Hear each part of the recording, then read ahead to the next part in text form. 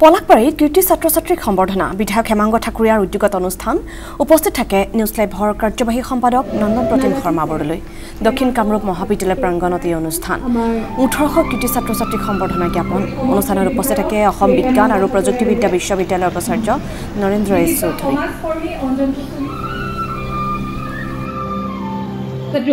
মই আশা কৰিছোঁ আজি অনুষ্ঠানৰ জৰিয়তে আমাৰ ছাত্ৰ ছাত্ৰীয়ে যথেষ্টভাৱে উপকৃত হ'ব আৰু আগন্তুক দিনবিলাকত তেওঁলোকে আগবাঢ়ি যাব আৰু আমাৰ অঞ্চলৰ বৃহত্তৰ অঞ্চলৰ কাৰণে যাতে তেওঁলোকে সুনাম কঢ়িয়াই আনিব পাৰে তাৰ কাৰণে মই ভগৱানৰ ওচৰত প্ৰাৰ্থনা জনাইছোঁ আৰু সকলোকে মই অভিনন্দন জ্ঞাপন কৰিছোঁ। আজি আমাৰ বিগত সময়ছোৱাত পলাকবাৰী সমষ্টিত আমি অফিচিয়েলি এজন বিধায়ক হিচাপে কি কাম কৰিছোঁ তাৰ এখন গ্ৰন্থ 4 বছৰৰ যি অফিচিয়েল কাৰ্যকাল তাৰ এখন গ্ৰন্থ এখন উন্মোচন হৈছে। মই বিশেষকৈ এই গ্ৰন্থখনৰ উন্মোচক লগতে এই গ্ৰন্থখন যোনে পাব্লিছ কৰিছে তেওঁলোকক মই অন্তৰৰ পৰা ধন্যবাদ জ্ঞাপন কৰিছোঁ।